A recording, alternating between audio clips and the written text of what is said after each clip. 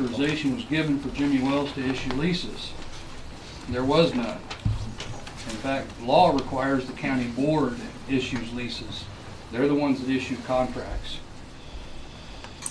The discussion in regarding that lease, I understand that some folks have said, hey, it's a valid lease, both parties signed it, and I know everybody has an opinion, but some of the facts weren't disclosed, and that is, do both parties that signed that have authority to sign it?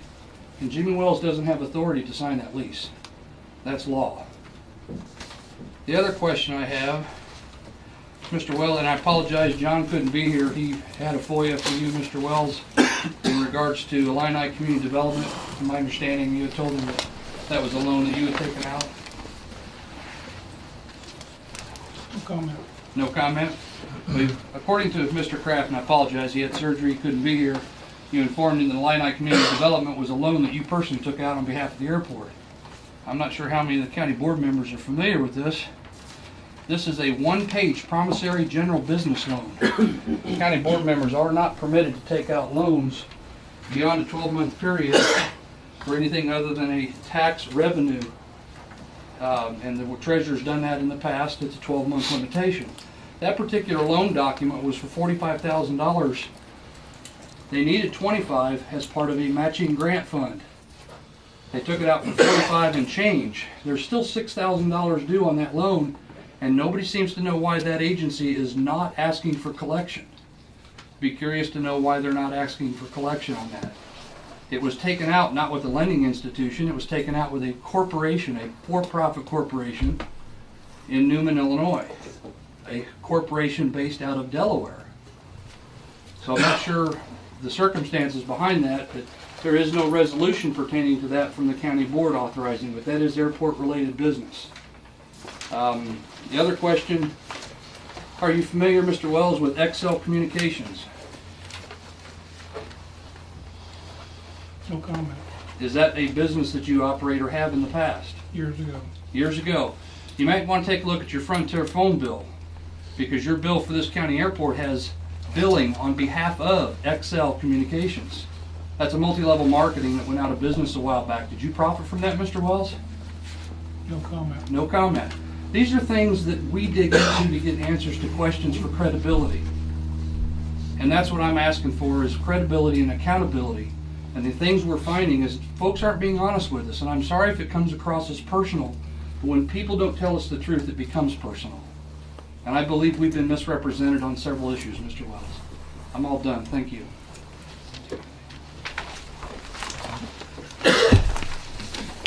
Anyone else? What is the subject that we're commenting on? I'm not aware of that. What's the issue in a nutshell? Just a public session, and you can say what you want during the time allotted for the public session.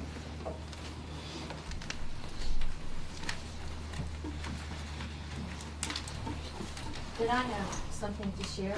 I can take it, sir? Okay.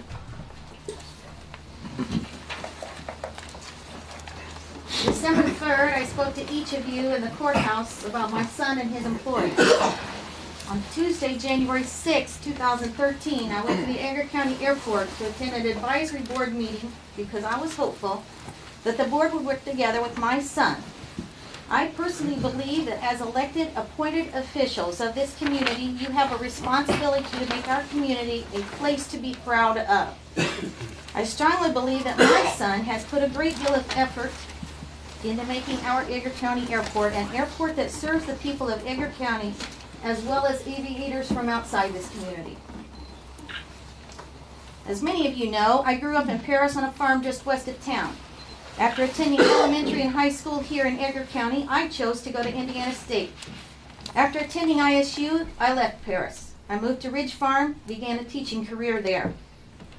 There's a story there about Ridge Farm. I had one tremendous young lady in my group of first students. She was a worker, she was a cheerleader, she was in my accounting class. And Mr. Heltzley, I think you know the girl I'm talking about. After getting married, I moved to Georgetown for a year, then to State Line, Indiana, and on to Port Huron, Michigan. When Rob and I returned to Paris in 1986, I helped care for my mom, who was dying of cancer at that age. At that time, my husband Rob worked in Chicago and I cared for our 4 boys until Rob secured a job at IDOT. When the boys got a little bigger, I returned to teaching. We, like many of you, have been blessed by our friends and our family here in Edgar County. I share all of this with you because I want you to understand that I really have a truly vested interest in this community. This past April, my dad, Herschel Ketchum, passed away, but unlike my mom, my dad had the chance to watch my oldest son grow up. My dad enjoyed driving past the airport, be it Sky King or Edgar County, to see if his grandson was around. He did this when Rusty was a student at Indiana State, as well as the past few years, and as Rusty began RSB here at the airport, he came here as well. Dad used to show up here. Sometimes no one knew he was here. He just drove by, pulled up, said hello to Rusty, checked on things, and he was off in his car again. On December 3rd, 2012, I shared with each of you of Rusty's passion for aviation. I don't think I need to repeat that much. Rusty has been in business, building a business for the past 5 years here at Edgar County. He and his current employees are committed to their work and take great pride in their accomplishments. Rusty's always managed to have talented and trained individuals work for him. Some of Rusty's former employees are now flying with the airlines or teaching. A few years ago, one of Rusty's former employees came to live with us for a year and a half while he was working on his master's degree at ISU. We opened our home to this young man. He lived with us for a year and a half, and we quickly became very attached to him while he made his career developments here at Edgar County. During the past 5 years, our airport has served as a learning institute for those who have trained to be private pilots. It has allowed other pilots to log time in single and multi-engine aircraft and to further their careers in aviation. Our airport has been the home of RSB Aviation, who serves members of this community as well as others involved with aviation. Rusty has offered flight training, pilot services, maintenance of aircraft, and crop dusting, etc. He has brought activity and growth to a once quiet airport. At this point, I believe that Rusty is very driven to make Paris and Edgar County Airport his home for many years to come. As a resident and a taxpayer of this community, I'd like to see our community filled with other graduates, ones who return to Paris and take ownership, making Paris and our surrounding communities places to be proud of. As we work together in building a new high school in this community, I would hope that it's not a wasted effort. I would hope that the investment as taxpayers we are committing to, that we will have an investment in our children and our grandchildren. I would hope that as leaders in our community, we find ways to draw others that are hardworking young people and willing to invest their time and energies into creating opportunities that will allow our community to be a place desired by many others. These young people will be the next generation. These are the ones responsible for building and supporting our community in the future. As Rusty leads his employees, he must aim to transform things for the better and to develop their potential. I believe that Rusty is motivated and passionate about his work. He understands the services he needs to offer to his clients and his customers. Rusty has been successful in building relationships with employees, students, and customers, as he has created a business from the ground up here. I hope that each of you will be successful in building relationships with Rusty, with his employees, and with his customers as well. Many of you on this board are new. The people of Edgar County helped you get here. Some of you are returning board members because you have a history of serving the people in the past, and so you have been elected to return and help us now. As board members, both new and returning, I hope that each of you are personally committed to making Edgar County a desired place by others. During the past few months, a lot of energy has been directed on very damaging and oppositional comments and behaviors. It seems to me that there must be an openness for change in a positive direction. I hope that's why we're all here tonight. Personally, I hope we are here to provide an openness for working together for a resolution that provides RSB with the support of his community. In closing, I wanted to share that last Thursday evening I attended a program at the Candles Museum in Terre Haute, Indiana. As I walked into the museum, I noticed a quote: "The only thing necessary for the triumph of evil is for good people to do nothing." That is why I am standing in front of you tonight. I sincerely believe that this room is filled with many, many good people. You have the ability to make good decisions that are fair. You as leaders can find ways to complement and to promote the successes that RSB Aviation has offered to this community, as well as to be supportive of their future here. Thanks. Thank you. If I may address the group, I don't know if this group normally operates their meetings under Robert's Rules of Order. So I apologize for not being familiar with the procedure.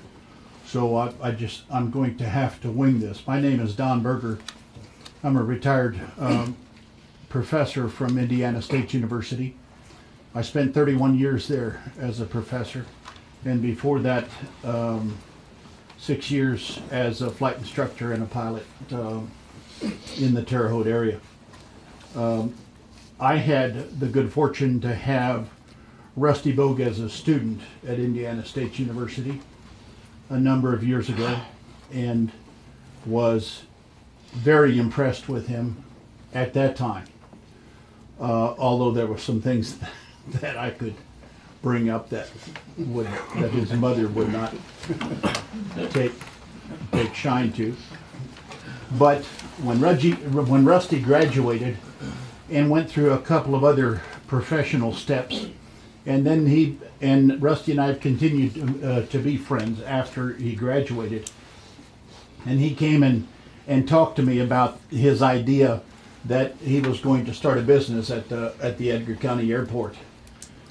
And I shook my head. I felt so badly because I wanted to encourage him, but I was scared to death to encourage him at what I thought might be a dead end.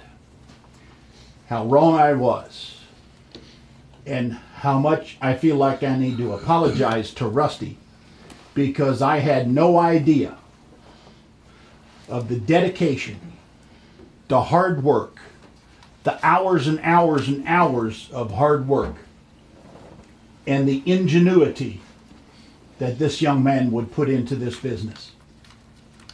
I am absolutely amazed, and I've been around the Edgar County Airport. I've done touch and goes out here 1,000 times. I rented leased airplanes from Mr. Huffman when I started a new flight school for an operation at Holman Field back in 1976-77. I've watched the Edgar County Airport. Actually, it appeared to me that it was dying on the vine. There was really not much of anything going on. And I am so excited for the city of Paris, the county, Edgar County and surrounding counties, to see an airport, a great facility that you have here, come back to life, largely because there is someone that is creating a business here, employing people in the local economy, and has managed to pull off something that I never would have believed. Operating 2 turboprop airplanes, crop dusting. I was over here the other day because Rusty had said that he wanted me to come by and see their projects. They're building they've got an airplane factory out there essentially. They're building 2 crop dusters out of parts that I wouldn't have thought that you could build an erector set with. And I am very familiar. I taught engines and systems for 31 years. I am familiar with the process that goes into all the certification requirements, all of the rules and regulations that have to be followed when you are going to manufacture and or retrofit any part of an airplane. I am absolutely amazed at what Rusty has been able to accomplish in his business in the time he has been in business. And I think that the citizens of Paris and Edgar and surrounding counties should be extremely proud and extremely supportive of a young businessman with the dedication, the drive, the initiative. I could use lots of qualifiers. I won't. I am amazed, is all I can say, at what he has accomplished, and would support his effort to the nth degree. Thank you.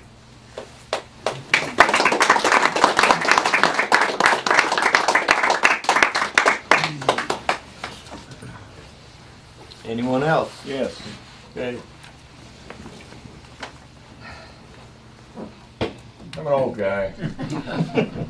I'm from Danville, Illinois. My name's Bill Ingram. I've been flying since I was a kid. You can tell.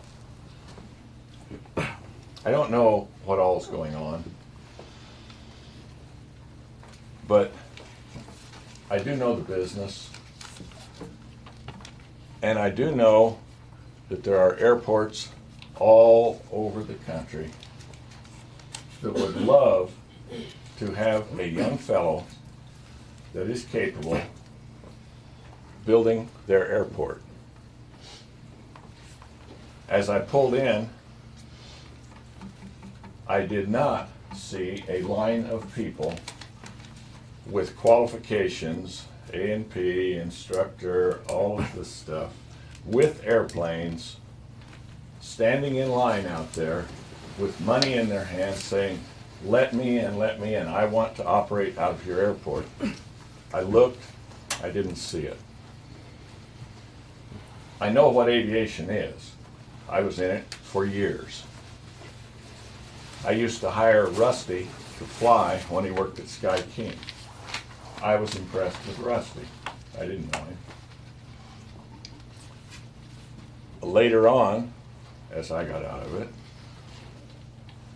I interacted with Rusty. I encouraged him to come over to Edgar County. I said, it's a good airport. I didn't know.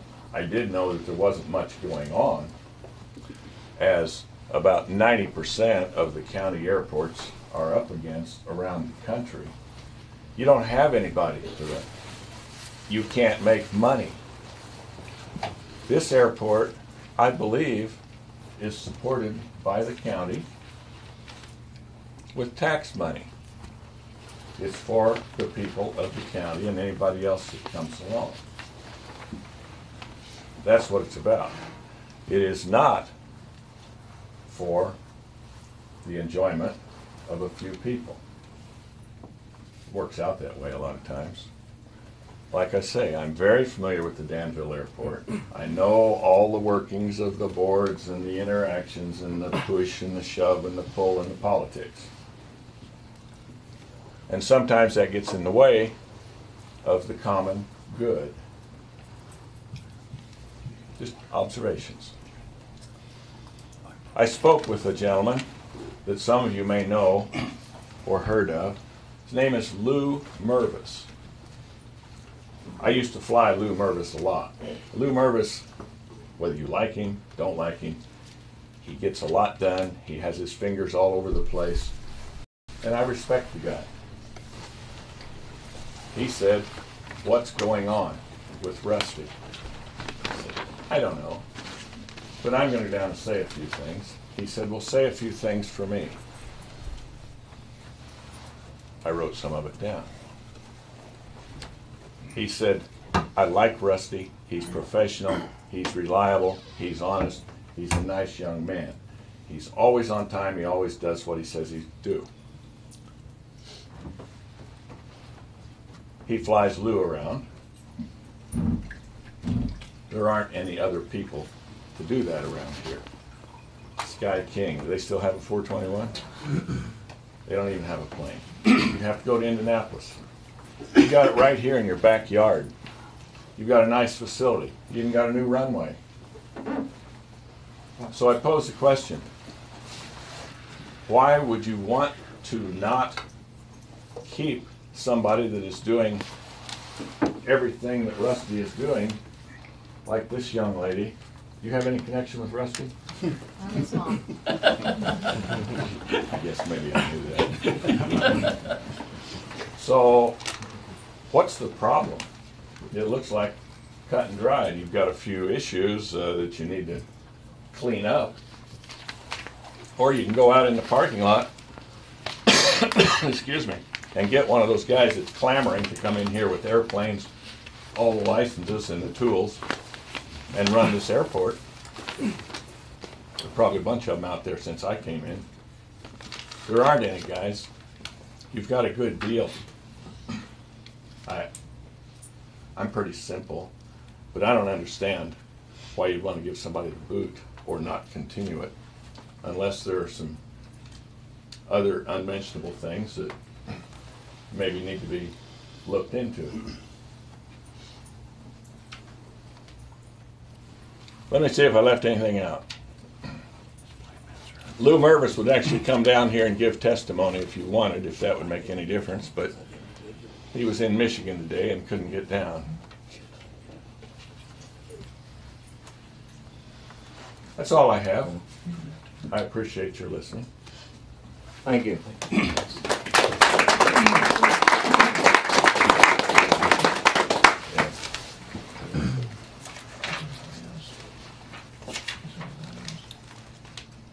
Is anyone else going to get up? I think I will. Okay. My name is Robert Bogue, but I'm not the Robert Bogue you normally talk to. I have the distinct pleasure of being the only person that can call Rusty my younger brother. Good. Gentlemen, I can see on all your faces that none of you want to be here, and you're doing it anyway, and I appreciate that. I was watching you as some of the others were speaking, and I could see how much you care for the airport and the community and what's being done here. I won't take much time to simply tell you that you already know what's right and what's wrong.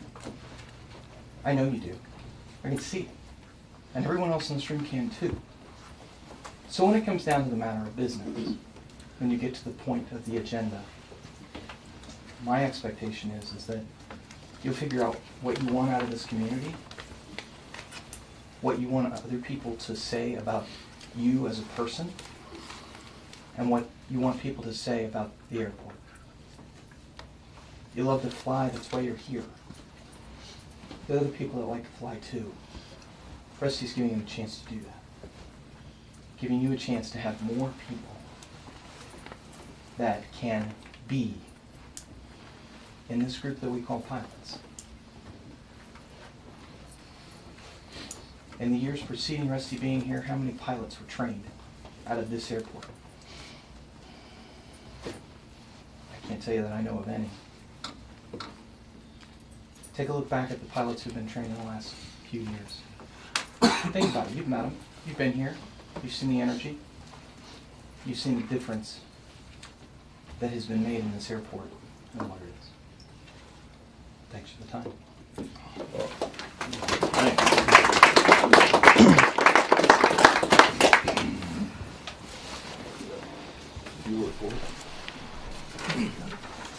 Anyone else? I'd like to say one thing. I'll have to sit down to do it, but I've asked a question here and I'd love to have it answered. I asked the county board, they didn't know the reason. And I think surely the airport board would know the reason. Maybe this isn't a question and answer, or maybe can't answer the question. What's the question?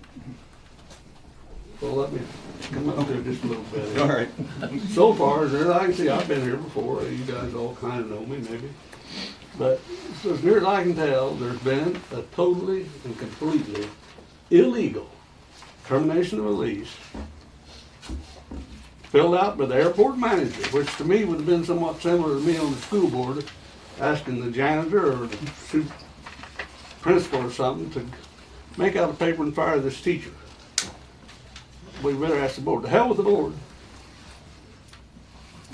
And it was filled out, made out, signed illegally, and handed to Rusty to be out by the 31st of December.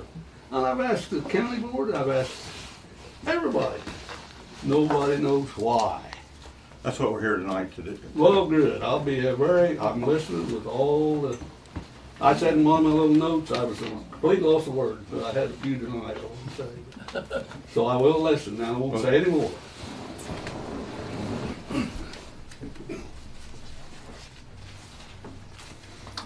There's no other comments, we'll have to go to the field report.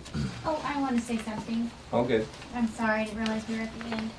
I'm Ian Bogue. I'm obviously Rusty's wife. And I'm speaking to you as a wife and an employee and an employer. I'm not going to go over, I'm not going to be a character reference for Rusty. You guys have heard that time and time again. Quite frankly, I don't want him to get any bigger of a head.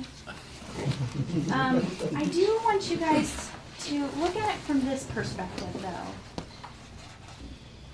I want you, when you make this decision, when you vote, to think about the facts.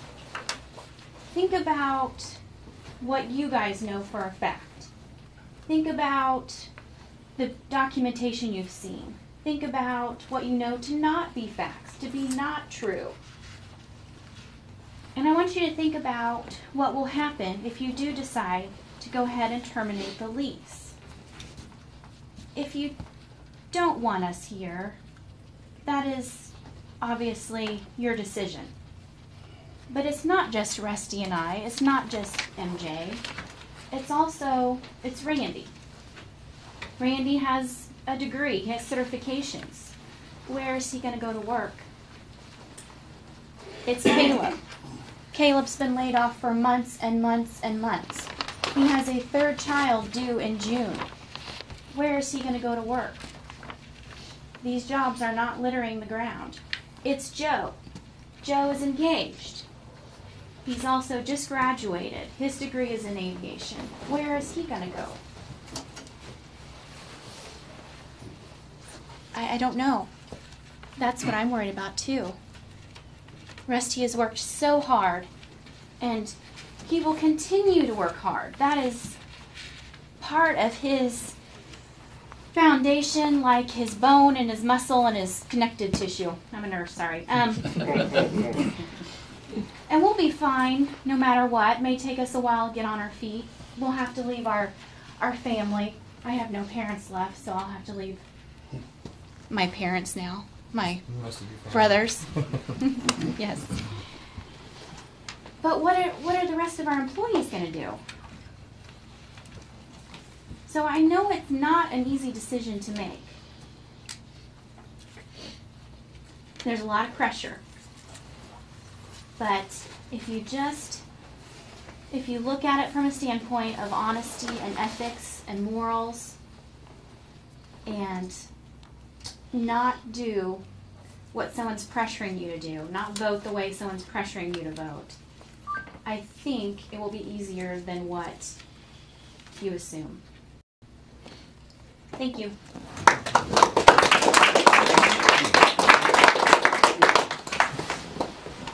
I've got a comment. Well, anyway, I'm Randy Ball, as has been pointed out, and I've been an aircraft maintenance mechanic for 35 years. I know good maintenance. I know somebody who's tried to make things right. I know good people. I've had to evaluate people throughout my years. I retired out of the Air Force. But I can tell you that this group of people I'm working with now are some of the best I've ever worked with. They try their hardest to make sure airplanes are right. You got a really good facility here. You got really good people working at it. To me, an airport is something that you need to make a community grow and prosper. You need to have something to attract business in, and being able to get businessmen in here on their airplanes is important. So having an airport that is growing and prospering with a business like RSB Aviation, which is a damn good one, that is a plus. So it makes no sense to me that, like everybody else, they'd be running them off. And also, I've known Rusty for several years as well. He was a student of mine. And like Mr. Berger, he really impressed me, so that's all I got to say. Thank you.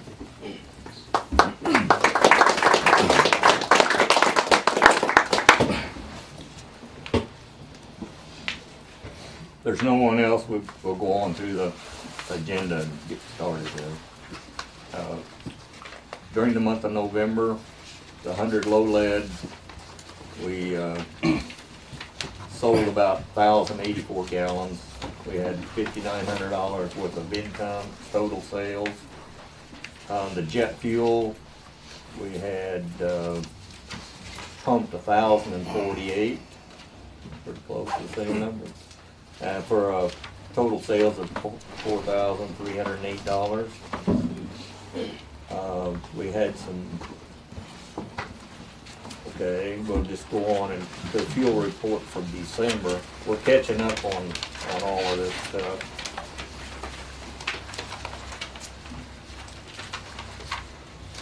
In December, it looks like we pumped 569 gallons for a total sales of $3,100. Jet fuel, we sold 631 gallons for $2,613. Total sales for, yeah, that's that. Now we go back to the hangar rent. I might not do this right. Yeah, okay. I hear a motion to accept the fuel report.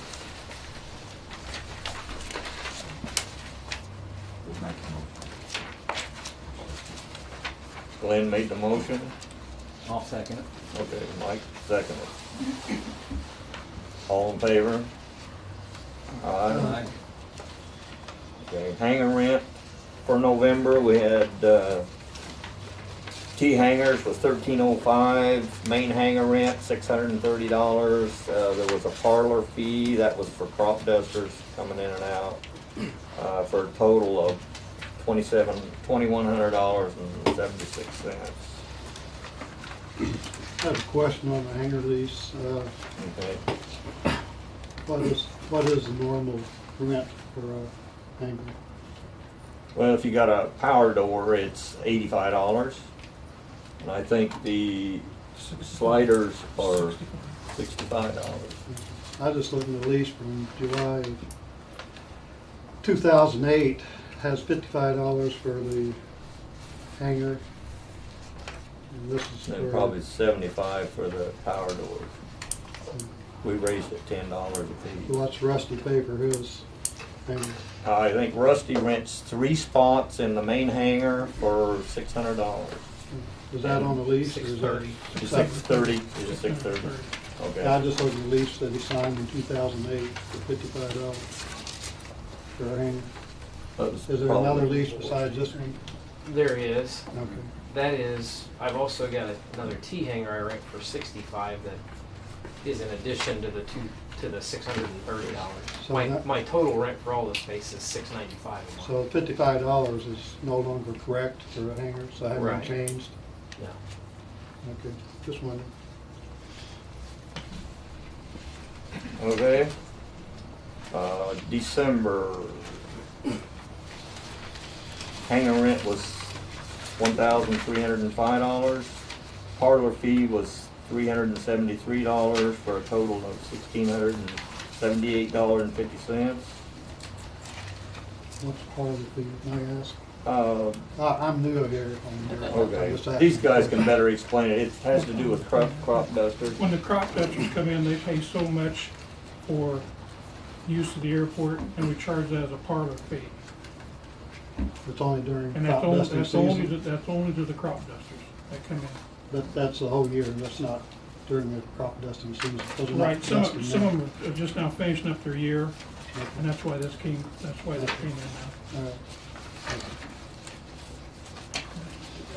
Okay, now we'll do the budgetary status report, which is our, what we're allotted, what we spent to date, and percentages. So, You need to have a vote on that. oh, yeah, we need a motion on the fuel hanger and, rent. Yeah, Rent and labor, we're gonna probably do that together, we do. so we gotta hit the labor yet. Yeah, well, these are together, so go ahead and get it. Okay, yeah, that's where I was at. Okay, the labor, Then you're going, this will be the appropriation Oh. report here. So this- what's the labor? That's right here. That's all together, the hangers and the labor. Oh, okay, oh, I see, I'm sorry, yeah. I should know, I've been to these meetings and I don't pay a lot of attention. And I'm not good at this anyway, so I didn't volunteer for this job, but, I'm gonna fill in for a while, because I think I would like to do that. Okay, so I need a motion on the rent and labor report.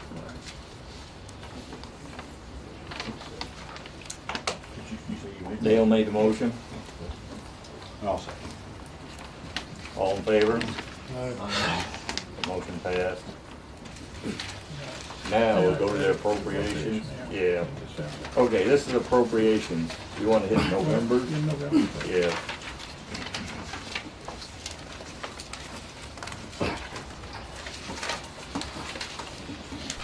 Okay, in November, do you read all of them? We're on a brand new budget year, so everything is, yeah, That's the end of the year. That's This the is a- end. This is a brand new budget year. yeah, the November status here. So we're at, we've spent no monies, right? Which is a good deal. So far. Convincing this would be in good shape. Okay, then we'll go to December's. Actually, we spent 100%. Yeah. Oh, yeah, We've got 91% of the money left, we've got 91% of the time. Okay, yep. The December one is 1 month into it, right? Right. So we had $72,750 allotted. We've got 91% of that left, and we have 91% of the time remaining, so we're right on so far. Wait a minute, what's the airport deputy? I don't understand. Who is that? What's that appropriation? That's Dave Briscoe that works here as a maintenance person. Okay. Okay, I just Yeah. wondered. It didn't have anything to do We with the call him a sheriff. deputy, we don't. No, really but get- I don't know why they call him a deputy. Good question. Okay.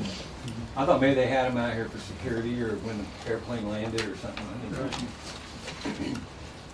Okay, we need a motion to approve the appropriations report. So moved. Okay, Glenn seconded. All in favor? Aye. Motion passed. Okay, I guess we go to old business. Yeah. See what everything we'll get.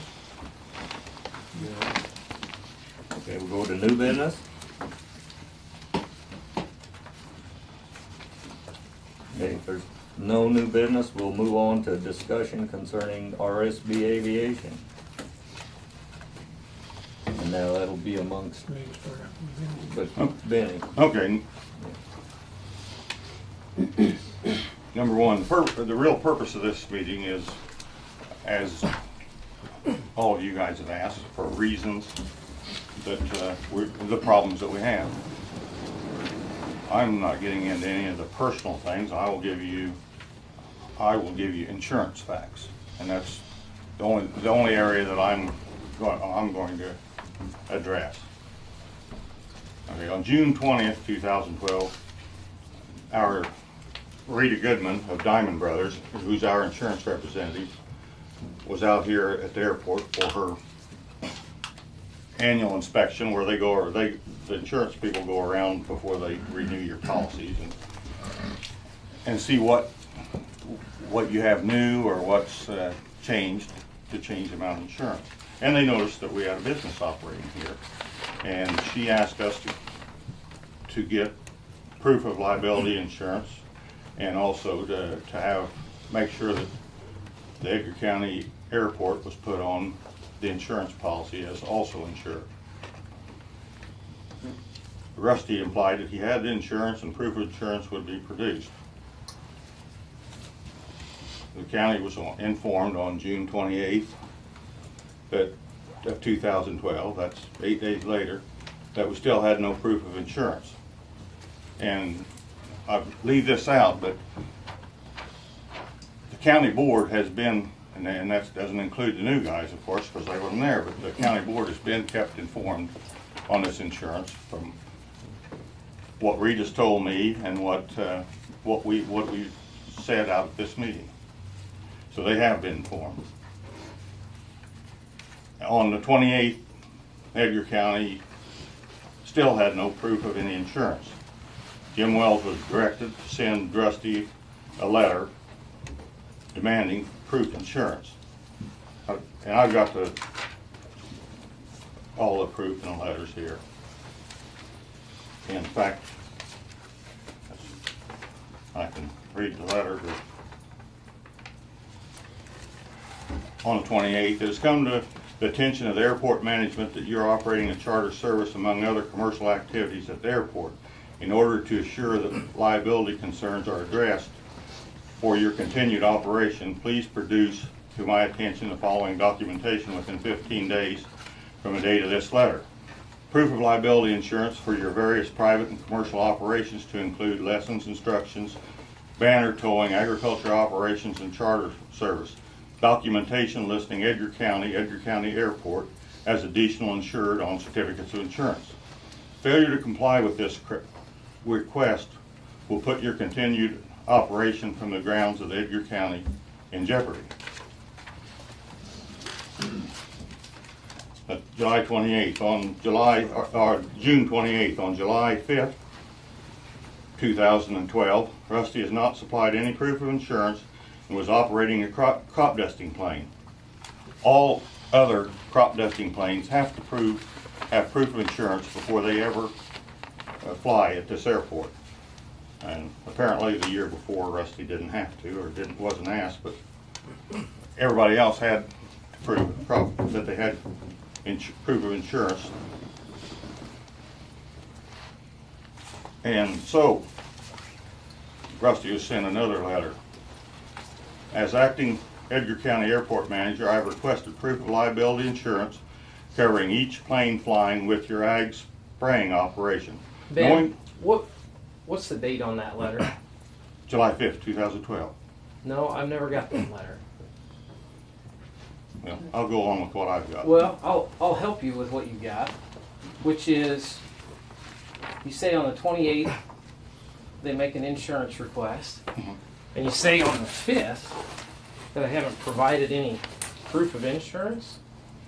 And I would tell you that it's true that it has been policy that all crop dusters provide proof of insurance. That's an established policy. That's not a new thing. Yes. That's an established policy, and that's the proof you received on July 5th. And the second page of that, I've got that. well, you've got to head to a letter that doesn't exist. You're about to read a letter that does not exist. Is it signed? I personally handed you that letter. I never got that letter, and I don't recall that letter. Move on. Yeah, I'll just go on then. I also I have the proof of insurance for the crop dusting. What date did you get the proof of insurance? The proof of insurance was dated July 5th. What date did that letter that I never got dated? July 5th. Okay. That letter was So on given to you July that 5th morning, that letter was given to you that morning, and I told you that you wasn't gonna operate your crop duster until you got insurance, and you did get me the coverage on that day. You can't get things done that quick, Jimmy. Yes, you can. No, you can't. But go ahead and read that one. Okay, that, actually, I said that wrong. This was issued on the next day, July 6th. July 5th was when the policy was purchased, July 5th of 2012. July But the 5th date is of- when it was amended to add Edgar County as additionally insured. It says policy period from July 5th, 2012 to July 5th, 2013. Would you hand that to Ben, please? It's circled on there so you can see it very clearly. It says amended. It's an amended policy. It's an existing policy that you asked to be additionally insured and to have it amended. You want to read the highlighted circle sentence for me? Reading this paper here, the paper that we was given, and the interpretation of the insurance agent, it says the policy was issued July 5th, and it goes to July 5th of 2013. The amended policy, What? which is exactly what that says. I don't see anything on here that says amended policy. Well, you'll notice on the top of it that that is part of the exact same facts. So if you're missing that page, somebody hid that from you. But you'll notice on the top that it's congruent with the previous page, the same facts. That's this page right here. Okay. And like I said, the header at the top illustrates the facts reference. Date issued. Says additional. Hmm? Says Date additional added for insured. additional In a condition, in consideration of an additional premium, Mhm. which is included, which means there was no additional premium. that they didn't charge me Yes, more for right. that. The following You know- is you know what- the you know- following is an additionally insured, but only with respect to the operation of the aircraft by named insured at Edgar County. The policy is amended as follows. So that's the date the policy was amended. That's what you asked for, and that's what you got.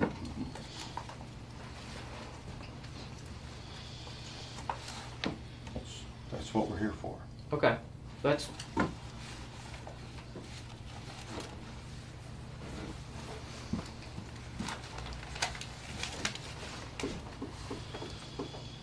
Going back on June 28th, when the written request for proof of insurance in Edgar County as additional insured was first requested. Between June 28th and August 6th, I personally was in Rita Goodman's office when she called Rusty twice. And the first time, he said he would have his agent send the certificate of insurance before the week's out. And on August 6th, 2012, Rita emailed a demand for the certificate. Rusty produced a certificate that was issued August 3rd. According to what Rita said, there was no insurance until then. And how would she know that?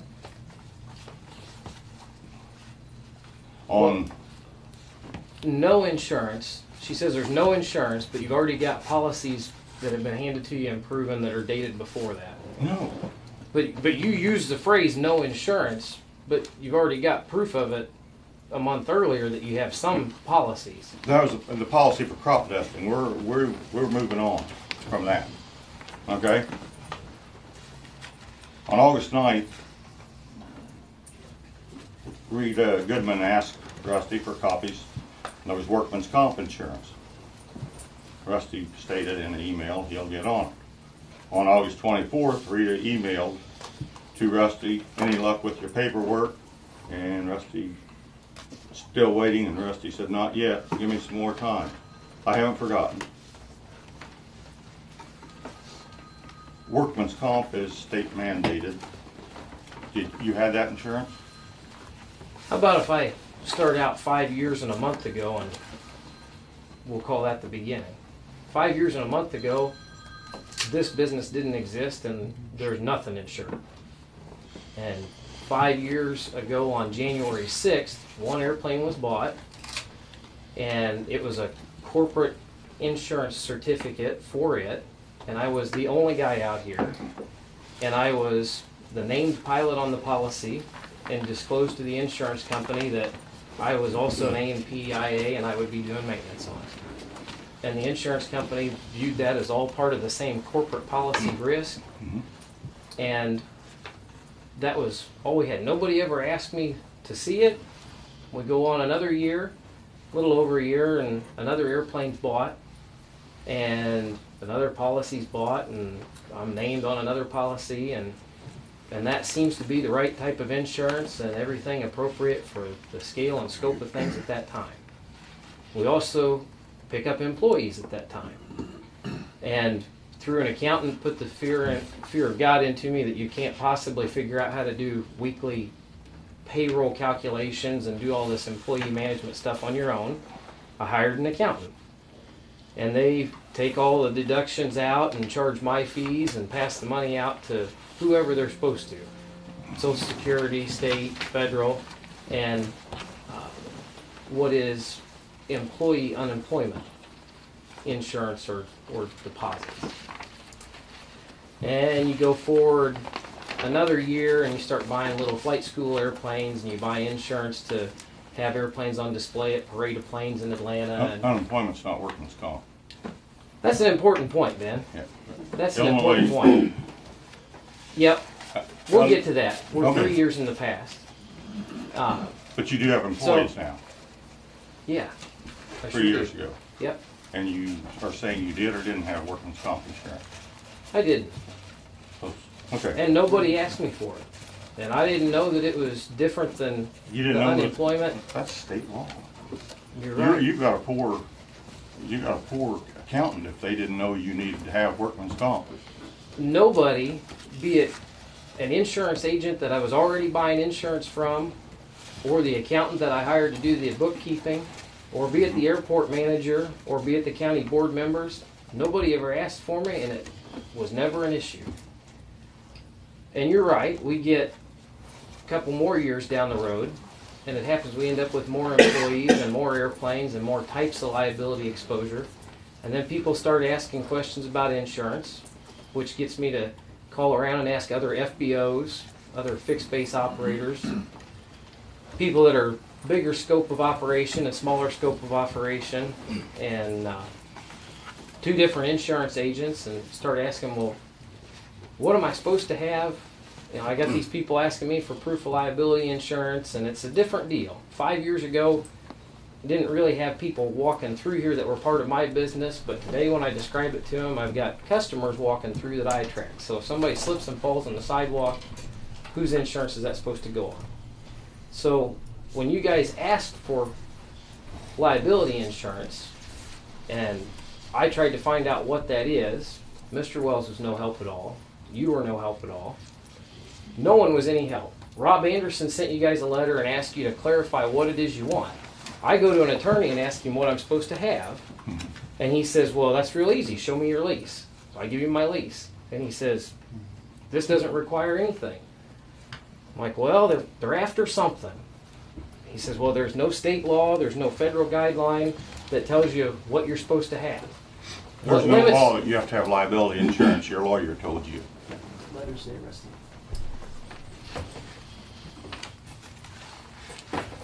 I'll help clarify what Rob expected to get in a response from someone. I've seen this letter. But we investigate at that point, and through talking to other people in the same business and telling them what types of activities I'm doing and what do I need, I get the advice that, well, you better get a premises liability policy for people walking up and slipping and falling on the sidewalk. And you better get a hangar keeper's policy, because now when you've got somebody else's airplane in your hangar, as opposed to the one corporate airplane in your hangar and the hangar burns and the policy was going to pay for that airplane, now you've got an airplane that you're going to get to pay for. So I get a hangar keeper's policy. And you're working on other people's airplanes, and you could make a mistake. So if you make a mistake that's costly, you need a completed goods and services policy. And that all sounds good. And there's hundreds of other types of policies you can get, but through the best thing I can figure out over 2 months of talking to other FBO operators and 2 different insurance agents, I got those 3. I don't see any And then- completed goods in what I've got. And then you also get a care, custody, and control. Because once the airplane's finished and we roll it back out and park it on the tie downs, then it's still under my possession until the owner comes and picks it back up. So this completed goods and or the care, custody, and control policy is going to take care of it if it gets hail damage while it's outside of your hangar, but before the customer actually receives it back. So that becomes the shop insurance. And then I provide that in good faith, thinking that that's what everybody wants. Now, through the midst of that, Rita Goodman, who I didn't know before, but got the pleasure to meet as part of this, Rita called up, and my first dialogue with Rita was pretty pleasant. She said, you know, I think the wires are getting crossed here. I think there's something that's not quite right. But I'm the county's insurance agent, and we're going to have to raise their premium if whoever's out there has got all this activity now. But if you would be kind enough to add us as additionally insured, we won't raise their premium for that. So in the months of calling around to the other FBOs and 2 different insurance agents, that sounds pretty legitimate. And so she's given that. And that takes a couple weeks to figure out and get people proof of policies. And in that time frame, she keeps asking for it and issues threats that if I don't provide this by this time, I've got to have this, or we're going to shut you down. Yeah, that's the county board position. Well, that's a good question or a good point, because I've got people issuing threats to me at that point that I don't work for them. Out of the goodness of my heart, I've done some research and decided that, well, this is probably a pretty good idea and a reasonable request. But it sure shouldn't be someone that gets to issue threats to me over shutting me down. Workman's comp is not a good idea, or maybe something you ought to do. Ben, that's not the law. point. That's not the point yet. You've read this letter. You've read the letters Jimmy sent me. Nobody asked me for it. I haven't. Nobody has asked me for it. You've got the letters that Jimmy wrote me. You've got the letters that Rob asked. No, they shouldn't even have to ask for that. That's just You're state sure right, law. and that's the attitude that everybody else took. The accountant sure shouldn't have to ask for that, and the insurance agents I got sure shouldn't have to ask for that. You know, And you know what? Nobody ever does. I said at the start I wasn't going to get personal, but I went to in business in 1970. I knew to get liability insurance, I knew to get workman's comp, and I knew to pay unemployment, Illinois unemployment. And I don't see how, you know, you're saying that. I'm telling you, I've got knowing. an accountant and insurance agents, and I've asked you people for clarification on what it is I'm supposed to have, and nobody offers it.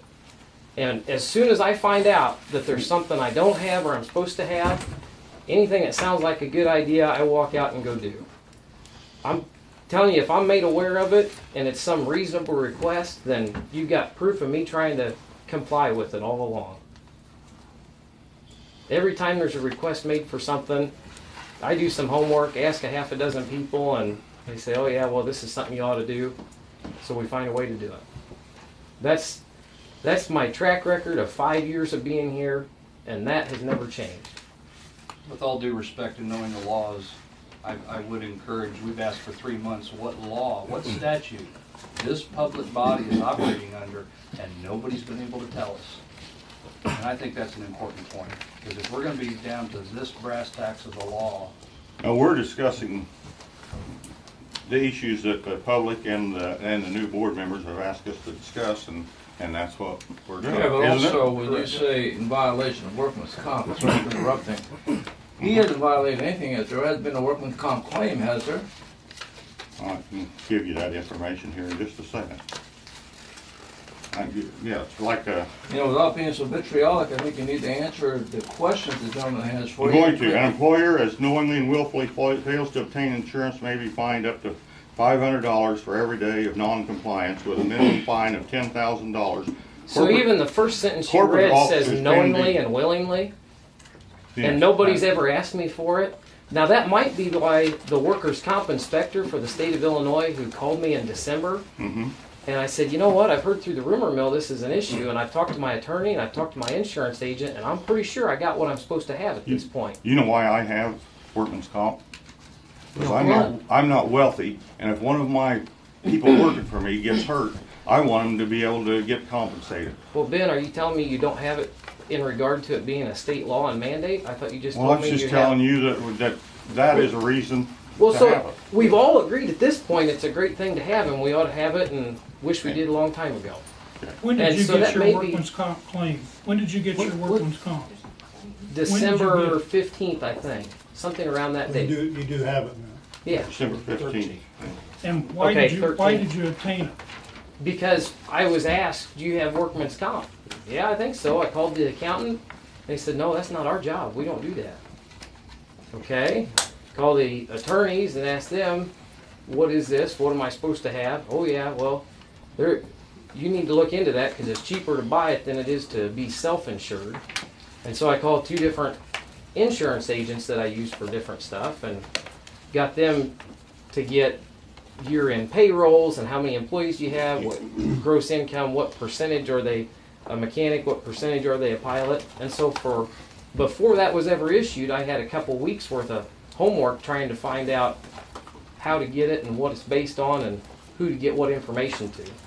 And if the truth is only known, and if you'd only speak what we're really talking about here, you knew about this about 3 months beforehand, and you only obtained it after you was contacted by a representative of the workman's comp program, and when he told you you was going to have to pay $500 a day because you didn't have it, then you got it. Jimmy, and you that's got it not that true at day, all. And that's the true. day he called was Friday in December, and he already had it, and he asked, I already had it, and he said, well, who do you have it through? And I gave him the insurance agent's contact, and I had an hour-long conversation and explained to him why he was on this witch hunt. And he said, well, I don't care. I got to have an answer to it, and if that's true and you've already got it in place, my investigation's over, I'll close this file, and that'll be the end of it. And he hung up the phone with me. He called the insurance company. A couple hours later, I called them and said, well, how did that go? What's the deal? And they said, well, we gave him what he wanted, and I have never heard from him since. I have tried to leave him a message and ask him if he's got everything he wants, and can you give me some idea? I've got 2 messages in the last 30 days for him, and I haven't ever heard back from him at all. Do you have all the insurance policies that have been asked for you to get up to this point? I have more than I've ever been asked to get, because nobody tells me, nobody has sat down and said, well, it's... The insurance that they have asked you to get, I would say I've only been here a month, nothing happened.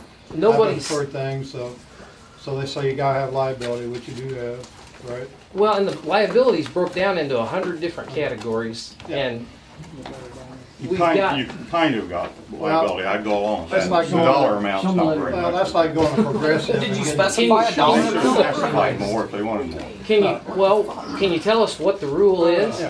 Because nobody's ever told me Well, what types do you need to have and what's the standard. You know, You could have the cheapest policy possible and you got insurance. We were actually told that there is no standard, and Yeah.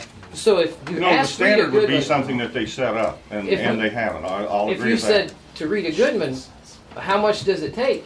Would $1 of additionally insured coverage be it? Well, yeah, that's all we said we was ain't talking about additional something. insurance. We're just talking about proof of insurance with us covered And additionally. so what is the standard to prove it? So if I hand you a $1 bill, then I've prepaid the coverage in full directly to you.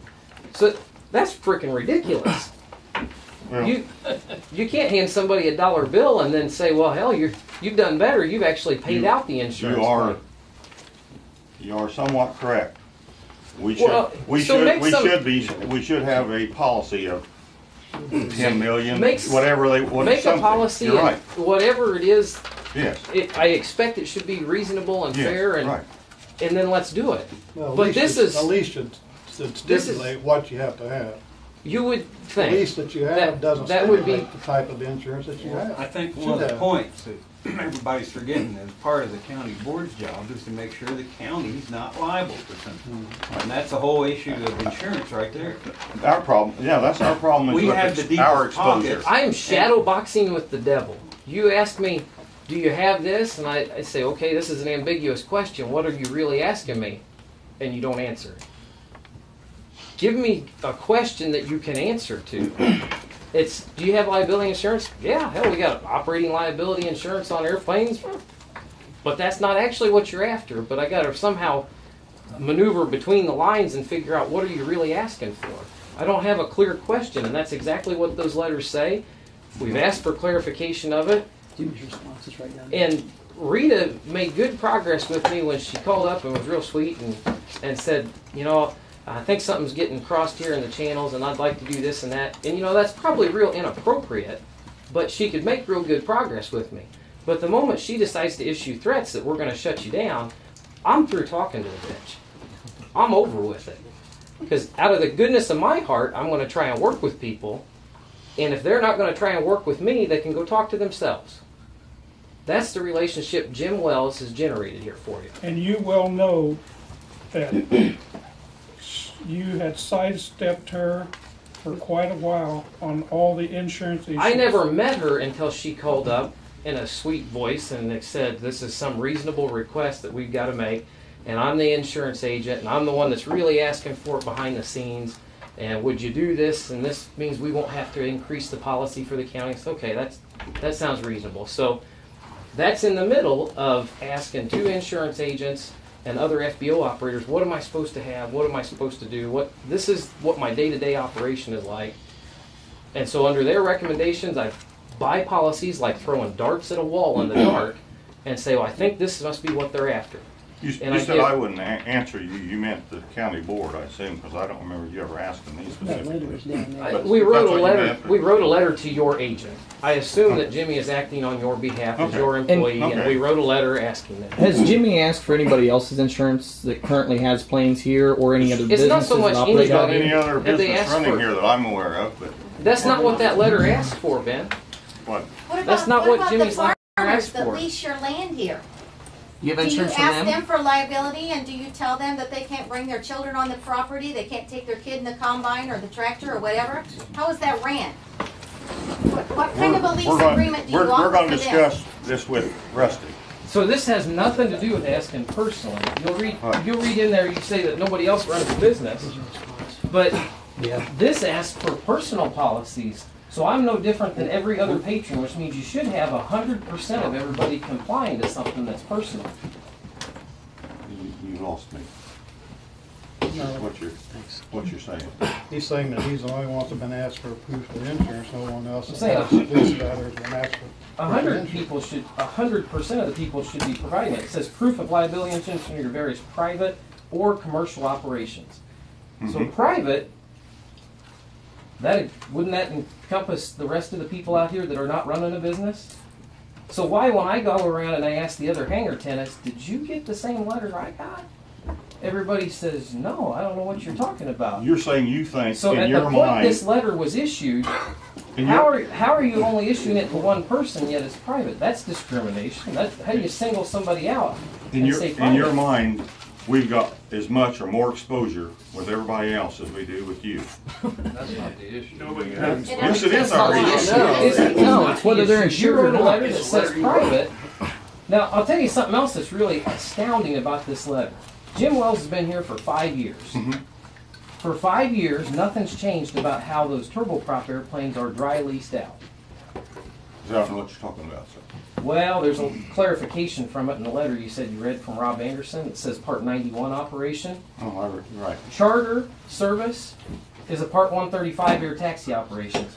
Jim should have known in the last 5 years, in the brochures he's looked at and all the conversations, I've clarified it for him over and over, that I'm not a Part 135 air taxi or charter operator. So Jim's initial sentence in this letter is confrontational. You don't have the legal background or the aviation background to see it, but he writes the first sentence in this letter and starts handing out threats. You can't even provide him a copy of just insurance and be happy and hunky-dory, because if you do, you start to paint the picture that you're impression or you're representing yourself to someone as a charter operator. You can't do that. You can't parade and masquerade down as a charter or air taxi operator. That's a big no-no in the aviation world. I've got too much invested in my professional career to lose all those certificates and ratings. So the first sentence in this is a threat to try and take my whole livelihood away from me. That's what you get out of sentence number 1 from Jim, and he should have known better than that. So he does it maliciously. Only a second point is that it says private. That's why sentence number 1 is you better make an appointment with your attorney and try and get this guy straightened out. Because he's got an out of control behavior. That's the response you got from Jim Wells. Here's a thorough response where you think I've had clarification on the request. If you read Rob Anderson's letter, it doesn't answer a single question. It's completely useless. It doesn't ask for. And if I may divert back, there's 3 county board members in here that were in the county board meeting when Mark Isa specifically said the lease does not outline any insurance requirements, and making such a requirement is outside the scope. You would have to wait until that lease was renewed or terminated, when it was a renewal. And I believe some of you gentlemen will remember that. I believe we have that on video.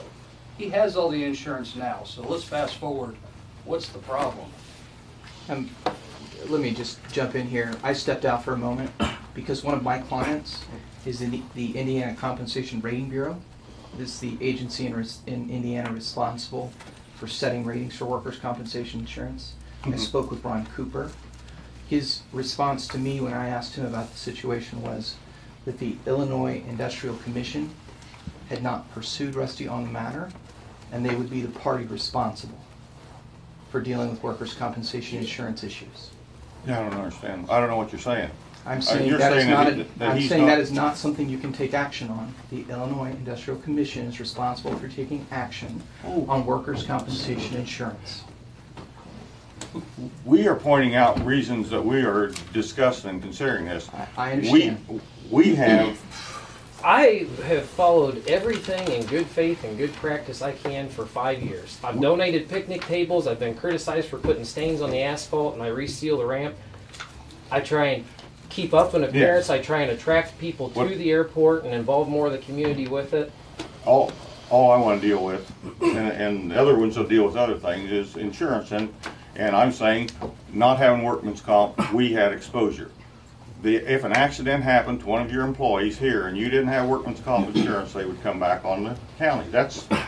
I'm not wanting to get personal at all about this. This is how I see it. Well, we had exposure, and could be quite a bit of exposure. Ask for it, and it's all been resolved. That's move on. Yes, right, and not necessarily in a timely fashion, but I agree. You have. Have you checked with the farmer to make sure that his employees are covered too under workman's comp? Hold on just a minute. This is not a public discussion. It's supposed to be with Rusty. Question and answer thing. They can answer. I'll assign agents then so as we go. But keep the public out of it. Go ahead.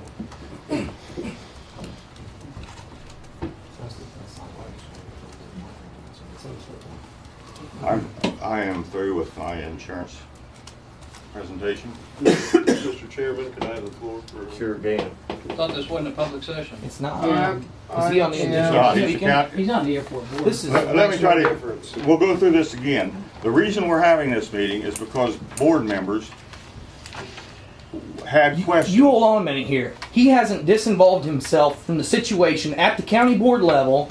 You haven't had a discussion with Rusty where he hasn't had his 2 cents to be put in. So why don't you guys think about disinvolving him from the situation and Jimmy Wells?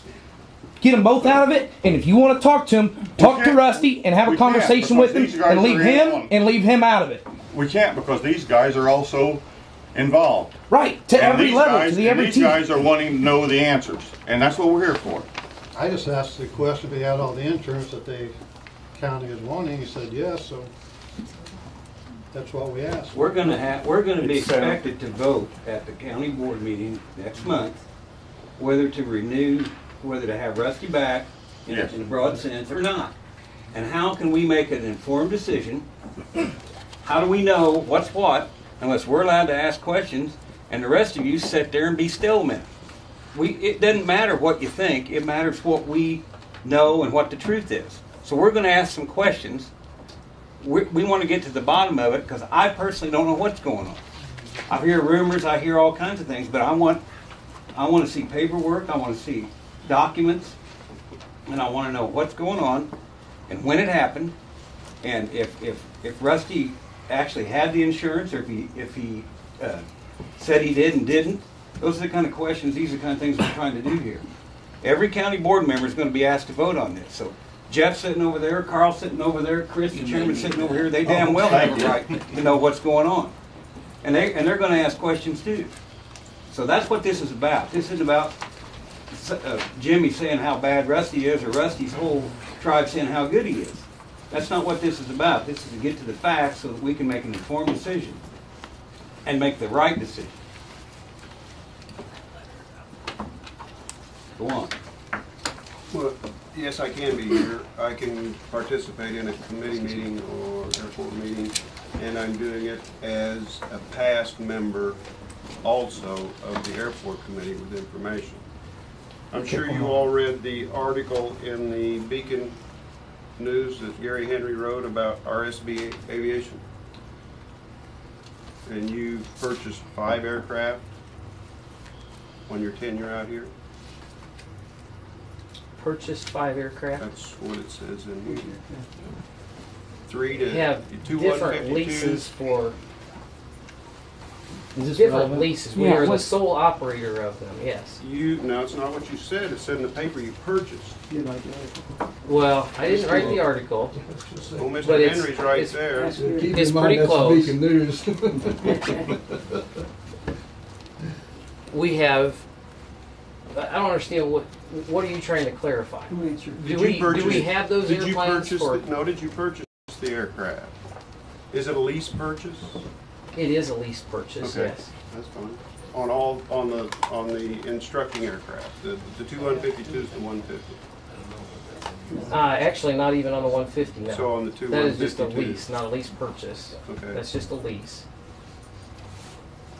And it says in the FARs, no person may operate an aircraft that is eligible for registration under 49 USC 44101, 44104, unless the aircraft has been registered by the owner. They are. They are. They are registered by You just the owner. said that one of them was on a lease purchase.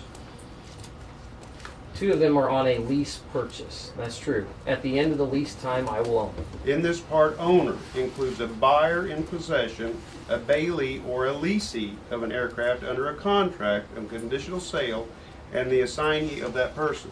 Mm-hmm. So you are in fact the owner as far as the FARs, as far as registration.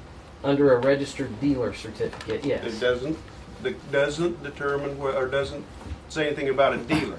It says if you have a lease purchase, then you are considered the owner, and you need to make sure the aircraft's registered. Okay.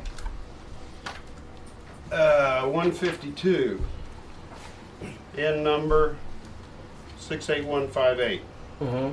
Status of registration expired. Did you know it was expired? No, I didn't. It was expired in 6/30/2011. No, I didn't. Okay.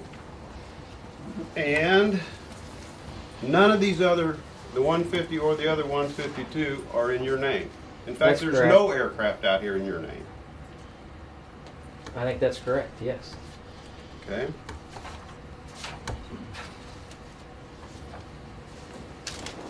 I have a log entry here from one of your students that in that particular 68158 on August the 8th, 2012, you signed off instruction in that aircraft. Yep. Do you realize it's illegal to fly a plane that's not registered? I do, yep. So, and one of your I didn't teachers realize is sitting the- there. That's one of the first things they teach you is to check registration, airworthiness certificate. And the airplane has a registration certificate in it, and I don't know It's that not- it's expired.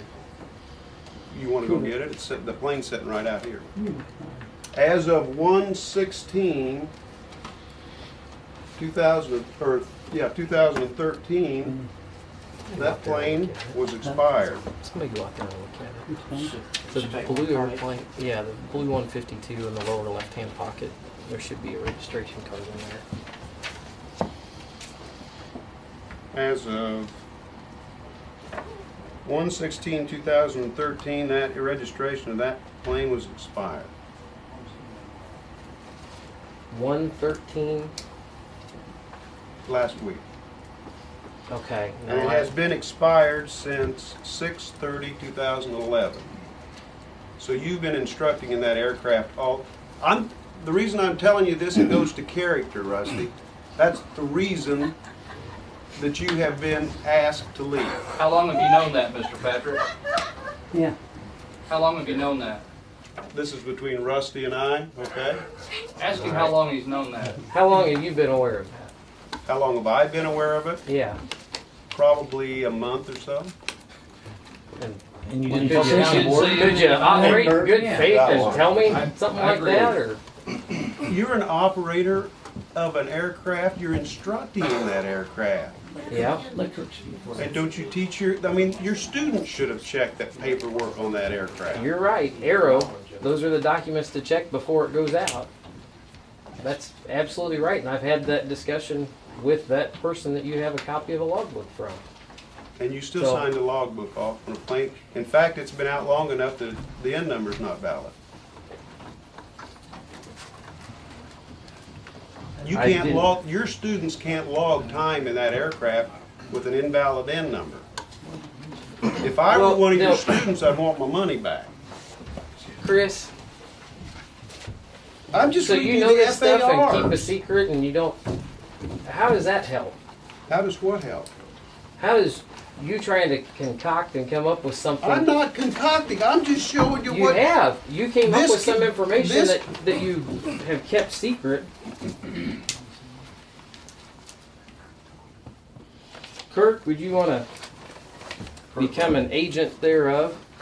Just, Oh, he's right wow. outside the door here. Somebody grab him, would you? Yeah. You grab Kirk. You gotta go. He's left. Okay. I don't know, Chris, but I can tell you, just like I've done everything else, if there's something wrong, I can fix it. That's Well, That's all there is to it. If in fact all these log entries for these students are invalid, how are you going to fix it? It's not his business. You can talk to the FAA, and if they're off the ground for it, they get to log it. An They illegal were aircraft. talk to the FAA about it. If they are PIC, pilot in command, or receiving dual, they're going to get a login. You're the pilot in command if you're an instructor. And they're the sole manipulator of the controls. That's why they get to log it. In an They are- illegal aircraft. I don't think the FAA will view it that way, no. Really? Yeah, It's in the FARs. I agree. I agree. But it's no different than Benny saying you can't knowingly do this or that. Well, as soon as I knew there's a problem, I go out there and fix it. And that's... Rusty, how long have you had that airplane? Chris, you're on a witch hunt. Hey, come on. It's not a witch hunt. Rusty's got questions for you. Can I ask a question? May I ask a question? Talk to the chair. Okay. Can I have one? Mr. Patrick, you were sitting on this board when you were aware of the violation on that aircraft. Is that right? No, I was not. Convenience. I got off the board in November. Okay. You're sitting on the county board, is that correct? Yes. Okay. Do you not view that as putting the county in jeopardy? That you knew that and Mr. Vogue doesn't. didn't ask and didn't. Excuse me, Mr. Didn't relay Vogue. that to him. Excuse me, Mr. Vogue was asked. His lease was up the end of November. December was when he was supposed to get his stuff out and leave. So he technically wasn't supposed to be operating out here. So he has refused to leave. First it was breastfeeding, and I want to clarify with everybody in this room that breastfeeding was never an issue. Really? Because Jimmy admitted it in a TV interview. Really? WCIA, he said, and I quote, breastfeeding is not the only issue here. Breastfeeding is not the only issue here. That is not an. Chris, I tell you what, get y'all over can it. You've been twist this proved thing. wrong. Move on.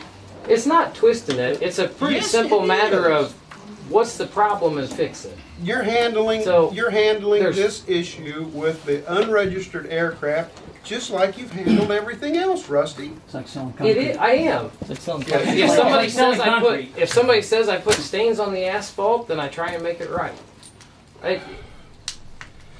I went to Henderson, Kentucky last week and took an airplane for a doctor out of Terre Haute who was mad at them and not happy with the way they hadn't fixed his autopilot, and took it to my favorite shop that he's mad at. And those are some of the best guys and most qualified guys around. And Dr. Bollenbacher doesn't leave it there with them long enough to fix it. He goes down, spends a couple hours, has to pack up and leave. And then he's telling me how frustrated he is that it's not fixed. And I say, well, you know, let me do it. I'll go down there, I'll stay with it, and I'll make sure they get it right. And in the one day I was down there, that wasn't enough time for them to fix it. So I told him, I'll stay the night, do whatever, but we got to get this thing back to the customer, and it's got to be right, whatever it takes. We can't give it back to him halfway and tell him to bring it back another day. So I stay in a hotel, spend the whole next day down there sitting and sulking and thinking about it. And I can tell you that I can make my best effort to do everything right every day, day in and day out. And if there's something wrong, I can fix it. And when it comes to doing business with another shop, hiring an avionics shop, that's the best I can get out there. Some people get it right, some people try and they quit and they give up, but the people that stick with it and promise they'll make it right and do it, those are the people that I want to be out there doing business with. They've got the skill, they got the qualifications to do it, and you got to give them an opportunity to do it. And I've had 2 days of sitting in a hotel room and trying to get that airplane fixed, to sit and think about it. And as I look back on 5 years of conducting business here, I'm trying to make the best I can out of the middle of nowhere. I'm trying to offer as much as I can to the community, trying to bring as much to the table. I'm not trying to run it as Rusty's private airport or take the place over, as some of the rumors have been put out there for. I've tried harder than anybody, I think, in history to get more people from the general population to make use out of the airport. And we've had some moderate success with that.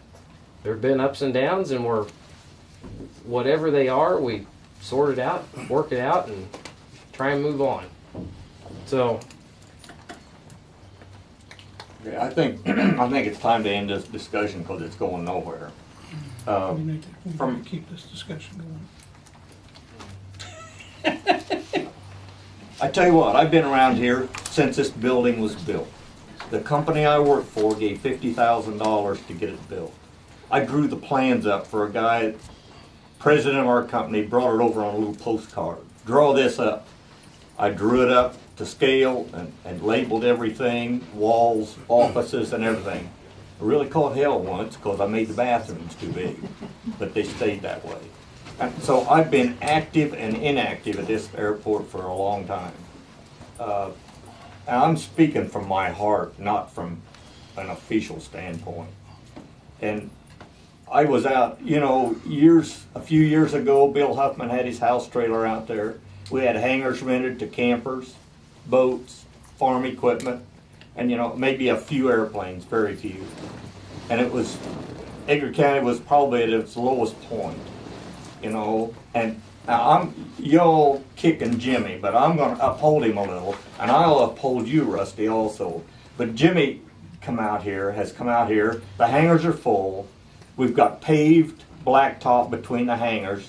The hangars used to have an inch of water in them when it rained because everything sloped back to the hangars. Been built up, tar, oil and chips to the point where it was terrible. We got that done, and that was done. We went around this table and picked up the money to pay the county's part on that, you know. And Jimmy kept pushing it, kept leading things to get those things done. The runway out here, Jimmy can take 99% of the credit for that. We had consultants, engineers, and they were supposed to do all the negotiating with the farm owners. Well, they were getting nowhere. And meanwhile, the price of land was on a straight up spiral. Jimmy went out and we had our own money. We had private money donated to the airport to buy that, and that's how that land got bought. Jimmy went out personally and negotiated with those people and got the land bought, thus the runway could get started. You know, so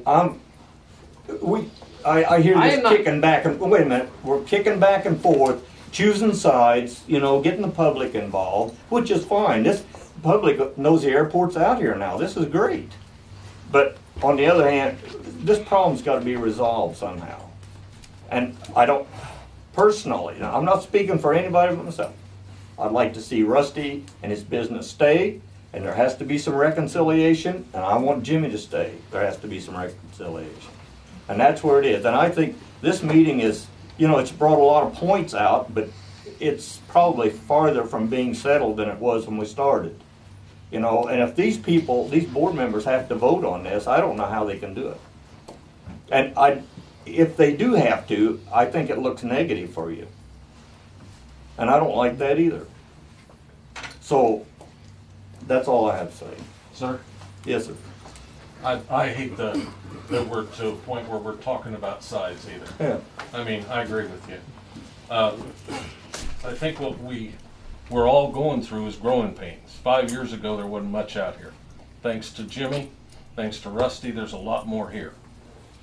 Both sides, and I hate using that term, both sides, but all the parties involved are not without some kind of sin. We haven't done some things right. Rusty has grown, and he hasn't done some things right. Somehow, we need to get these two guys back together so they can deal with one another. And I don't know whether that's possible. But well, I pray that it is. I do too, and at this point it looks pretty slim. And I agree with that, but I think cooler heads have got to prevail, and we need to figure it out. So, yeah, where do we go from here? We've got to close, if we're through, Rusty and the board, we've got a closed session listed here. And I guess I'm not going to be the one to decide if we're going to go into closed session or not. And I'm going to apologize because I was not here at the meeting that all of this basic transpired. It seems like airport meeting was something I can forget real easy, not intentionally. I work most of my time and I come home tired, I'm ready to stay home. So I'm going to leave this closed session up to the rest of the board here, if we want to go ahead and have a discussion, or we just Can I make a comment a little sure bit? Can.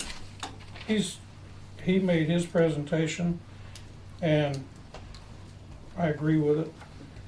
I agree with what Chris has said on the airplane, and I think that's a big sin when you're flying an airplane like that. My situation, my problem was I was trying to take care of the county and make sure that the county's not hurt in any way, and I was running scared every day for the last 6 months. Rusty asked me one day why I changed an attitude towards him. It was because things weren't running real smooth, and I didn't know what was going to happen. There's times that I've had my name on things that maybe I shouldn't have put my name on it, but that's okay. I put my name on it because somebody had to. I put my name on things, and I'm just naming myself. I'm not going to name Chris's name because I shouldn't speak for him, so I won't name his name. Okay. But there's another thing that really worried me a lot, and I think it still gets back into character and the way it was operating a business. We let everybody out here, including him, run accounts receivable, and the accounts receivable from 2008, 9, 10, and 11, up and down just like a business. And there was times that Rusty was over $5,000, and I'm just reading the bottom line here, and in $9,000. And then we run into issues that in 10, he was up to 9,000. We got a check returned. $18,000. And when we went over $20,000, I thought, well, if I pay all that, that means it's $20,000. If I get somebody to help me pay half of it, that'd be $10,000 apiece. And so at this time, we're on the hook because Rusty's running up a bill that we can't stand out here. The biggest bill that was run out of here was April of 2011 for $25,000. And about that time, I put him on COD. And then we had some checks that were returned. And I marked as checks, they may have been credit cards. The thing that concerns me about the way Rusty operates is he is aggressive. I don't take that away from him. He works hard. He's good at what he does, but he's not good at running a business. And that's my opinion. We can't, and I can't go under the strain of having to do all this stuff and do the business I'm supposed to do out here anyway. But now then, we put him on COD, so Lisa had a credit card, and so it starts out that, and sometimes the credit card wouldn't go through. So a credit card here, in one example, she ran it 2 times, it didn't go through, and finally, evidently it went through. Then another time, here's another time when it didn't go through, and there's a whole lot here that creates a lot more. He tries to Excuse me, paint Rusty. a different. I've got the floor right now. Now, I haven't had the chance to speak hardly any, and everybody in this group has spoken more meetings than I ever have. And I'm going to take a little time and say what I've got to say, okay? Sure. Thank you. Then, 701, it was declined this year. 706, it was declined this year. It just kept going on and on and on, being declined. 3 times it was declined there, declined there, declined. Rusty could come up with every kind of excuse I could think of why it was declined, but it still was declined, and we had to chase it down. We had to try to figure out how to fix it. Due to Lisa working diligently in there, she got it done. These are also, I don't know if that came out all right or not, or just made it funny out of it. I don't know what happened, but anyway. It was just an ongoing situation of not being able to get the money to pay the bills. I know he's run on a close, but it was all times excuses on why it was that way. I suggest one issue that came up. I suggested to him one time. This was back 2 years ago, that he was putting kerosene and or jet A fuel in a heater out here, buying off of us, which is a good thing. It was costing tremendously to heat that shop out there. I think he was helping. I asked him. I said, "Would you be interested in just going and buying so much fuel to put in our tank out here, run through the tank? You won't have to be spending so much." So he agreed to that, and he said he's going to buy $4,000 worth of fuel, and they would deliver it as we needed it. He prepaid it, so he got credit for it. 3 days later, I got a call from B&B and the check bounced. It was just standard procedure in the way he done business. I couldn't stand it. I still can't stand it. It took more work off the lease. We had to go through a lot more work trying to keep these things straightened out. Here's, correct me if I'm wrong, these are declines. These are declines here on money that he's run through the business, and we weren't able to get. We got the money. And I will say this in Rusty's defense: tonight, he's paid up. Last week, the credit card was declined. Rusty pulled that credit card that we had, give her another one to use on that account, but didn't leave any kind of thing that we could charge off of or anything while he's gone, because he is still on COD as far as we're concerned here at the airport.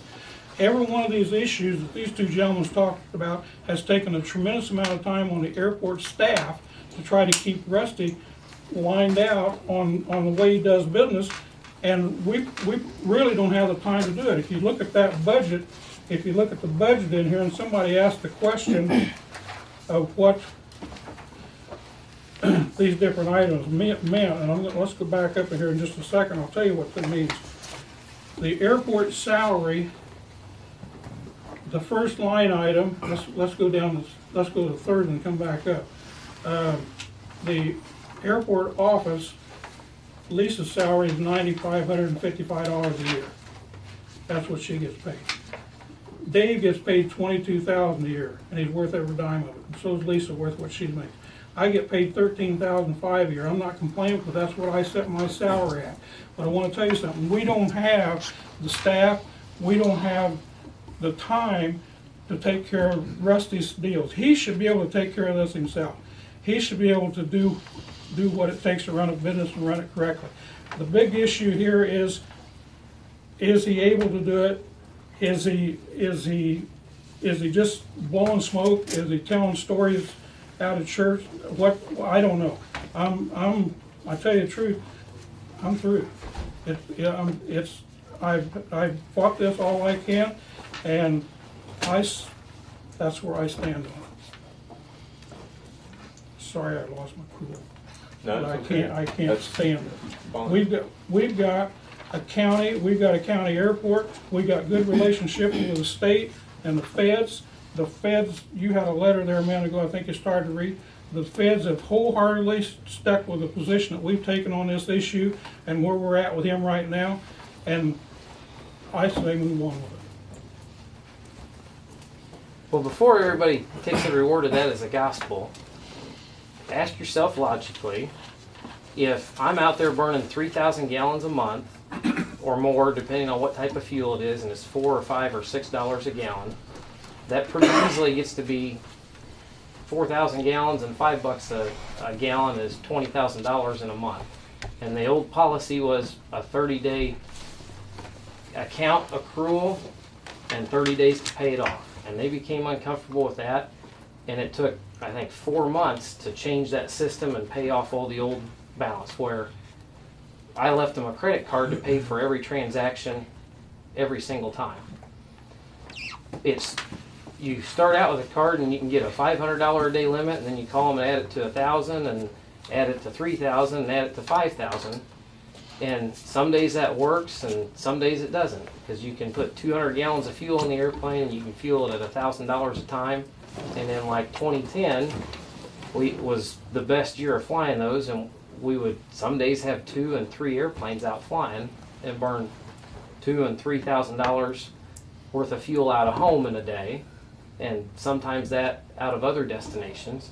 And the same cards you buy parts and stuff on, so it got to a $5,000 a day limit, and that's all the bank would allow. So there also have been practices of not billing stuff out the same day you buy it, and you get a couple receipts build up, and then they would all get charged through. And sometimes maybe it wasn't saving them up. Sometimes maybe the first day they didn't go through, and the second day you got 2 or 3 receipts, and that day they all go through. But there are different excuses, as he says, for each one of them. And I've got to learn a lot about banks and banking. I can take a check from a customer that's for $20,000 worth of fuel and pilot service that they're reimbursing me for, and it can be from Fifth Third Bank, and I can deposit it at Fifth Third Bank. And at one time, even though it was a check from the same bank, they could keep it for 10 days. And so I've got a lot of the school of hard knocks to have enjoyed. The more years that go by, the more cushion you learn that you have to have for stuff, and you try and do, and part of it is being aggressive, and part of it is being a poor boy trying to do something with your life, but everything's always been made right, and that's what I can do for you. So. Okay. I would ask if any of the new board members have any questions that they could ask them. I just asked him about the insurance, and he says he has what he's supposed to have to this point. Okay. So that kind of satisfies what has been asked of him. At this point, this all looks like it boils down to me between the compatibility of Rusty and Jimmy. And this isn't going to work if those two can't be compatible. They don't have to love each other. They don't have to take warm showers together like Clint Eastwood said, but they can. But they're going to have some kind of an arrangement where they can quit jabbing each other, quit parlaying and messing around, and get back to running the business the way it's supposed to be. I guess I need to ask both guys. Is that possible? I'm not going to answer that question right now. And you don't have to either, really. Well, I know he didn't have to, but I'm asking. Well, I would ask him. I was never the guy on the offense. I'm the guy that spent 5 years and got my whole family and life invested in being here and have a vested interest in being a good member of the community forever. You don't think that Jimmy has invested the time here, and is that your implication? And my implication is that it behooves me to be a good citizen and member of the community forever, thus forward as well as thus past. And this is where I want to be. You guys have an advantage in that regard. It doesn't make sense to have this kind of business here. That's why it'll never be back. Nobody with my credentials or experience would come to this area to do it. I'm purely here because I got 100 other family members that I value to spend time with and be around. So you got a distinct advantage with me on that point. And there's not much that... Go ahead. Go ahead. I was going to ask, this letter here from June 15, 2012, address to Rusty Bogue says, "Is that time again, I and staff at Edgar County Airport looking forward to working with you in your ag program. I'm sending a copy of the Earl application agreement, request proof of insurance on each airplane, the Illinois Department of Agriculture commercial aero applicator license, while operating at Edgar County Airport. Feel free to contact me with any questions. Signed, Jimmy Wells." This is June 15th, 2012. So what's happened since then? That's only 6 months ago. That the two... I'll do you one better, Dan. I came to an airport board meeting November 13th. And I thought the only issue on the table at that point in time, there's different hostilities and animosities that went on in that time period, and every one of them I tried to treat as an individual issue and try and work to a resolution for and not create this big conspiracy theory. But something's happened in 6 months. It's changed the attitude between you two. Even November 13th, I sat here at the board meeting and thought it was all about having my daughter at the airport with me, which is an important part. And 10 days after that, I got an eviction notice. And I was pretty surprised by that. But the pivotal point and what changed everything was when Jimmy and Chris sat me down in Jimmy's office and told me to get all of Brian Phillips' airplanes off the property. That's what, from that point forward... So that happened about this period of time? That happened in March, April time frame, I believe. That was early this spring. And I told him that's a big part of my livelihood. I can't do that. I can't help you. And so ever since then, I've been looking over my shoulder trying to see what's flying at me. Yeah, it just bothered me that all this has happened in a short period of time. I got on board 1st December. I didn't realize anything. I thought everything was great out here. November 13th, I thought they were pretty darn good. I'll find out it's not true. So. But that's all right. Who's Brian Phillips? He's a guy that used to be a commercial real estate developer in Terre Haute and has some commercial properties now, but he's the investor that owns the turboprop airplanes. Why would Jimmy and Chris want any airplane to belong to Brian Phillips off the property? You guys want to comment on that? I can't comment on it. You brought it up. You comment on it, Rusty. You ask questions. Go ahead. Well, Chris was involved with Citizens Bank when Brian went in default on property loans and on the airplane loan. And that was at about the same time Farmers was buying out Citizens. And that buyout took place, and Brian settled with the new bank, as I understand it, and Brian's retained ownership of the airplane and lost some of his property, but that was how the new bank settled it. And after that point in time, I got the sit-down meeting from Chris and Jimmy to tell me I better get all his airplanes off the property. It wasn't exactly like that, but I can't comment on it. Mr. Chairman, I'm sorry I cannot sit here and listen to him say, I'm sorry I can't comment on it. He decides which ones he can comment on and which one he can't at his discretion. Now, who the hell's running this meeting? You are. You're the chair of this. Does anybody have any concept of Robert's Rules of Order? No, I don't, sir, and I told you at the beginning, I really didn't want this job. I'm just sitting in this chair for a while, okay? I'm just, I'm not gonna I'm talk sorry. any further. I'm Okay. sorry, but I cannot sit here and listen Well- to someone contradict himself and not call it to somebody's attention. Well, I'm tired of sitting here listening to all the bickering going back and forth. I think we need to, I think we need to move on, and there's gotta be some I'd like discussion. to make a comment before you do. Okay. To the board. You've been standing And up I'll a make while. it short and sweet. Good, thanks, Vince. I appreciate it. First of all, hindsight's 20/20, and even Jesus was criticized. Okay, I'm talking to this board. Get it done. Take care of it, and look to the future. Okay, because there's your future. Well, we're all in this for the airport. That's what I'm talking about. Yeah, that's right. I told you I've been in this, I've been in and out of being active in the airport. I understand that, For Jay. many, many years, Mhm. you know. I've been here a while too. Matter of fact, Spencer Warner used to pick me up, take me to church. Before Rusty showed up, this was a gopher patch. Right. And Jimmy, give me some credit. I don't know when Mr. Wells. Okay, well, I when kind of started. I'm sorry. I kind of filled you in and how I know things happened, and so we got to give them both credit. Okay. Okay. And I'm not stretching the truth in either one. Well, I don't think anybody's any older pilot than I've been here. That's and Jimmy is one of my best friends, but I'm afraid to go close to him for he'll fight me. Yeah, Albert Clinton. I know. But I have my license. Did I have my license before you did? Yeah, you did. Well, that's what I'm saying. I'm saying what I'm saying. What I know. Glenn? I sold one before you did. No problem. I didn't get my license. I bet you didn't have many hours when you sold those.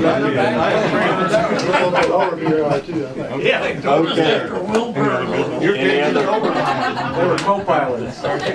Is there any other business? Aren't you close to 10 years old? I'm 93. I'd like to make one more comment. I'd like to Second that. comment on something that Jimmy said as the accounts receivable and payable person for RSV Aviation. I don't know, and maybe I don't understand how things work because, like I said earlier, I don't do accounting. I'm a nurse. But I can tell you that debit cards, not credit cards, will not run $5,000, $10,000, $15,000 a day. We do tons of maintenance every day. The boys buy parts like crazy, aluminum, metal, everything.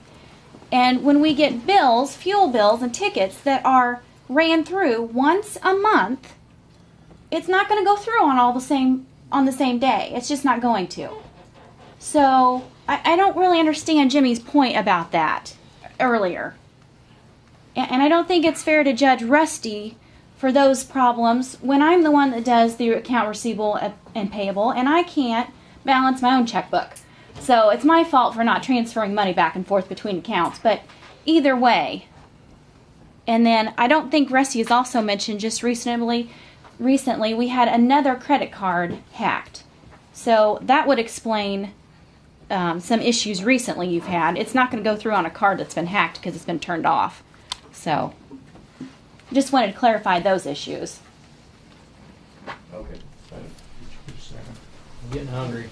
Go to the motion on the floor to adjourn. He been seconded? Yes. All in favor? Aye. Opposed? Meeting adjourned. No.